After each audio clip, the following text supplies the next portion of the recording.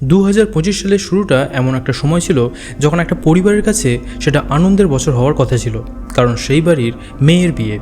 এখন ভারতীয় পরিবারে মেয়ের বিয়ে মানেই হচ্ছে একটা উৎসব। সেখানে থাকে বিভিন্ন পরিকল্পনা, সাজসজ্জা, আত্মীয় স্বজন আর হাসি আনন্দ, মানে একটা বড়সড় আনন্দের মুহূর্ত। কিন্তু সেই আনন্দই যদি ধীরে ধীরে দুঃস্বপ্নে পরিণত হয়, যদি সেই আনন্দের শেষ পরিণতি একটা ভয়ঙ্কর ট্র্যাজেডির রূপ নেয়, তাহলে হ্যাঁ, আজকের গল্পটা ঠিক তেমনই একটা ঘটনাকে কেন্দ্র করে। এটা কোয়েম্বাটুরের একটা 27 বছর বয়সী মেয়ের গল্প, যার বিয়ের মাত্র 78 দিনের মধ্যেই, মানে 2 মাস 18 দিনের মধ্যেই তার জীবন শেষ হয়ে যায়। এখন এই যে বিয়েটা হয়েছিল, এটা কিন্তু একটা বেশ বড়সড় রূপ নিয়েছিল। তার আয়োজন হয়েছিল বেশ জমকালো, অতিথিদের ভিড় ছিল প্রচুর পরিমাণে। সেখানে যে সমস্ত পরিবারগুলো ছিল তারাও খুবই খুশি ছিল। প্রত্যেকেই এখানে সেই সমস্ত বিয়ের ছবিগুলোকে সোশ্যাল মিডিয়ায় পোস্ট করেছিল, আর যারা সেই সমস্ত ছবিগুলোকে দেখেছিল তারা প্রত্যেকেই একটাই কমেন্ট করেছিল যে কি সুন্দর একটা বিয়ে। কিন্তু অনেক সময় গল্পের বাইরেটা যতটা সুন্দর হয়, তার ভেতরেরটা কিন্তু আরও বেশি ভয়ঙ্কর থাকে। আর সেখান থেকে জন্ম নেয় আজকের ভিডিওর মতো কিছু ভয়ঙ্কর ঘটনা। কি হয়েছিল সেই ঘটনায় জানবো সমস্ত কিছু, কিন্তু তার আগে নমস্কার, আমি শঙ্কু এবং আপনাদের স্বাগত শঙ্কু ডায়েরি চ্যানেলে। এই চ্যানেলে আপনি নতুন হয়ে থাকলে অবশ্যই সাবস্ক্রাইব করে নেবেন, আর ভিডিও ভালো লাগলে অবশ্যই লাইক করুন, আর বন্ধুদের মধ্যেও শেয়ার করতে ভুলবেন না। তো চলুন যাওয়া যাক আজকের ঘটনায়।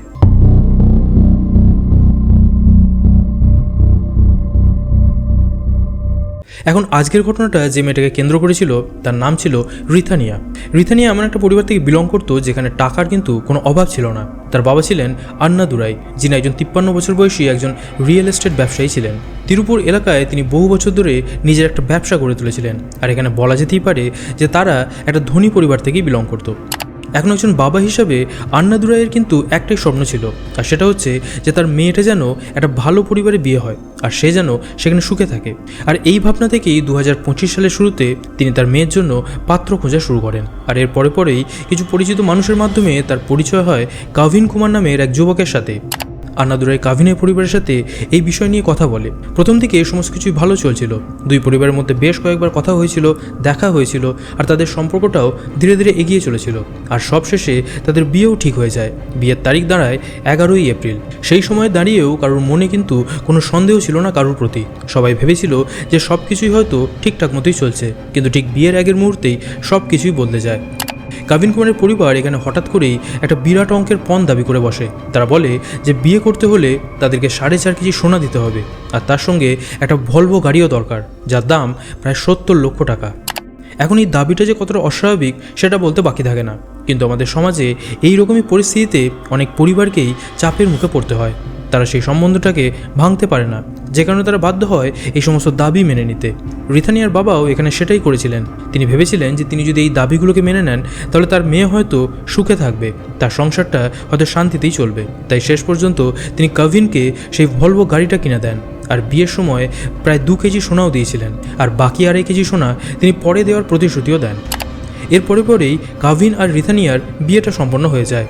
সেই বিয়েটা এতটাই জাঁকজমকপূর্ণ ছিল যে শোনা যায় যে পুরো অনুষ্ঠানে প্রায় 2.5 কোটি টাকার মতো খরচা হয়েছিল। সেই বিয়েতে সমাজের অনেক প্রভাবশালী মানুষের অনেকেই ইনভাইট ছিলেন। বাইরে থেকে দেখলে এটাকে একটা রাজকীয় বিয়েই মনে হচ্ছিল, কিন্তু সেই আনন্দ বেশি দিন টিকল না। বিয়ের কয়েকদিনের মধ্যেই রিথানিয়ার শ্বশুরবাড়ির পরিবেশটাই বদলে যায়। বিয়ের প্রায় সাথেই তারা রিথানিয়াকে মানসিকভাবে অত্যাচার করতে শুরু করে। তার শ্বশুরবাড়ির লোকজন রিথানিয়াকে বারবার একটা জিনিস মনে করাতো যে তাদের এখনও 2.5 কেজি সোনা দেওয়া বাকি, আর এর সাথে তারা বিভিন্ন ধরনের অর্থনৈতিক দাবি পর্যন্ত তুলত। এখন এই চাপ রিথানিয়ার কাছে ধীরে ধীরে অসহ্য হয়ে যায়, যে কারণে 30শে এপ্রিল, মানে বিয়ের মাত্র 19 দিন পরে রিথানিয়া তার বাবার বাড়িতে চলে আসে। সে মানসিকভাবে একেবারে ভেঙে পড়েছিল, তার শারীরিক অবস্থাও খুবই খারাপ ছিল। বাবার বাড়িতে এসে সে তার বাবা মাকে জানায় যে তার শ্বশুরবাড়ির লোকজন তাকে মানসিকভাবে অত্যাচার করে, এমনকি তার স্বামী শারীরিকভাবে তাকে মারধরও করে। এখন এই কথাগুলো শুনে রিথানিয়ার বাবা মা একেবারেই ভেঙে পড়ে। তারা রীতিমতো কান্নাকাটি জুড়ে দেয়। কিন্তু এখানেই আসে আমাদের সমাজের একটা চরম বাস্তবতা, যেটা অনেক সময় একটা মেয়ের জীবনকেই বিপদে ফেলে দেয়। রিথানিয়ার বাবা মা এই বিষয়টা তাদের আত্মীয় স্বজনের কাছে জানায়, কিন্তু তারা বলতে থাকে যে নতুন বিয়ে হয়েছে, একটু তো সমস্যা হবেই, একটু অ্যাডজাস্টমেন্ট করলেই সমস্ত কিছু ঠিক হয়ে যাবে। আর এরকম কান্নাকাটি করলে লোকে কি বলবে, সমাজের চোখে বদনাম, আর পরে হয়তো সব কিছু ঠিক হয়ে যাবে। এই আশা নিয়েই রিথানিয়াকে আবারও তার শ্বশুর বাড়িতে তারা ফেরত পাঠিয়ে দেয়। কিন্তু সেখানে গিয়ে পরিস্থিতিটা আরও খারাপ হয়ে যায়। এই সময় তার শ্বশুরবাড়ির লোকজন তাকে অন্য পরিবারের বউদের সাথে তুলনা করতে শুরু করে। তারা বলতো যে তাদের সমাজে মেয়ের বিয়ে মানেই 100 থেকে 200 কোটি পণ নিয়ে আসে ঘরের বউরা। আর এই কথাগুলোই রিথানিয়া বুঝতে পেরে যায় যে তারা তাকে মানুষ হিসাবে নয়, বরং টাকা গোনার মেশিন হিসাবেই সেখানে দেখে। এই বিষয়গুলো পরবর্তীকালে রিথানিয়া তার বাবাকে জানায়। আর রিথানিয়ার বাবা যখন এই সমস্ত বিষয়গুলো জানে, তখন তিনি সরাসরি সেখানে হস্তক্ষেপ করার চেষ্টা করেন। তিনি রিথানিয়ার শ্বশুরবাড়ির লোকেদের সাথে কথা বলেন।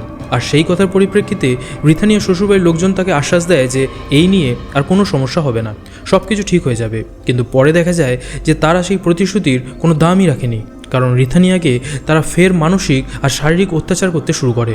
তার স্বামী কাভিন এখানে তাকে মারধর পর্যন্ত করত, আর তার শ্বশুর শাশুড়ি তার ছেলেকে মদত দিত।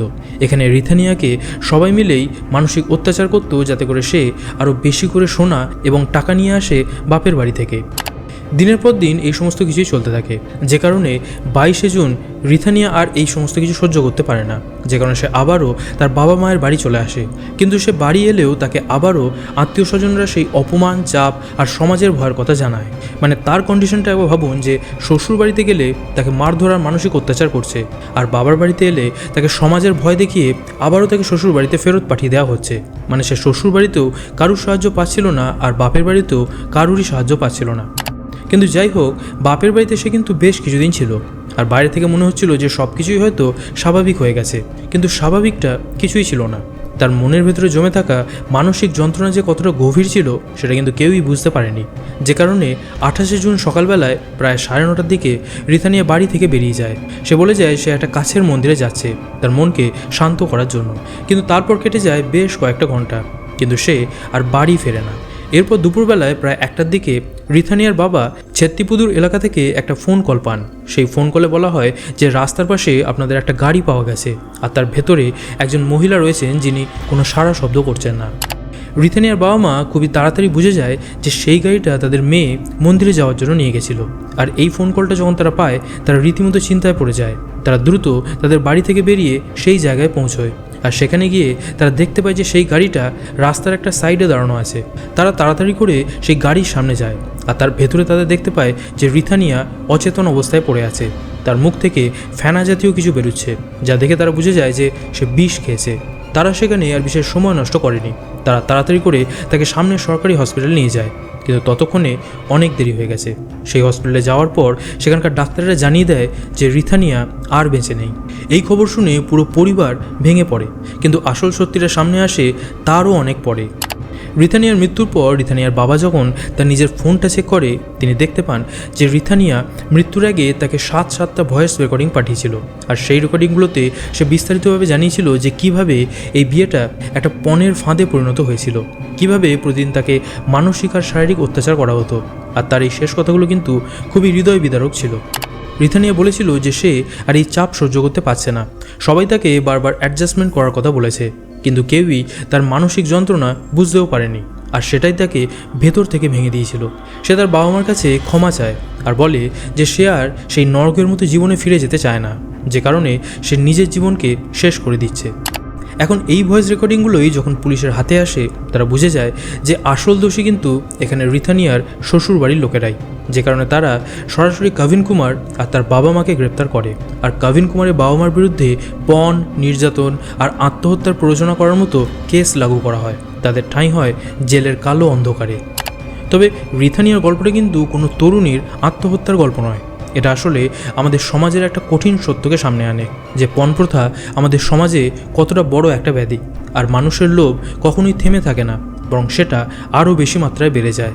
তাকে যতই টাকা পয়সা দেওয়া হোক না কেন, তার সেই লোভ আরও পাওয়ার জন্য লালায়িত হয়। আর এই ঘটনায় সেই লোভের মূল্য দিতে হয়েছিল একটা তরুণ প্রাণকে। আজকের দিনে আমরা বলে থাকি যে আমরা শিক্ষিত সমাজে বাস করি, কিন্তু বাস্তবেই কি আমরা শিক্ষিত সমাজে বাস করছি? এই বিষয়টি কিন্তু আজও একটা প্রশ্নচিহ্ন হয়ে দাঁড়িয়ে আছে। রিথানিয়ার কেসটা নিয়ে আপনাদের কী বক্তব্য কমেন্টে জানান। আর ভিডিওটা অবশ্যই ভালো লাগলে সবার সাথে শেয়ার করুন, যাতে প্রত্যেকেই এই রকম বিষয় সম্পর্কে আগে থেকে সতর্ক হতে পারে, যাতে করে বিয়ের জন্য কোনো পরিবারকে যেন তাদের মেয়েকে হারাতে না হয়। দেখা হবে পরের ভিডিওতে। টিল দেন ভালো থাকবেন, সুস্থ থাকবেন, সতর্ক থাকবেন। ধন্যবাদ।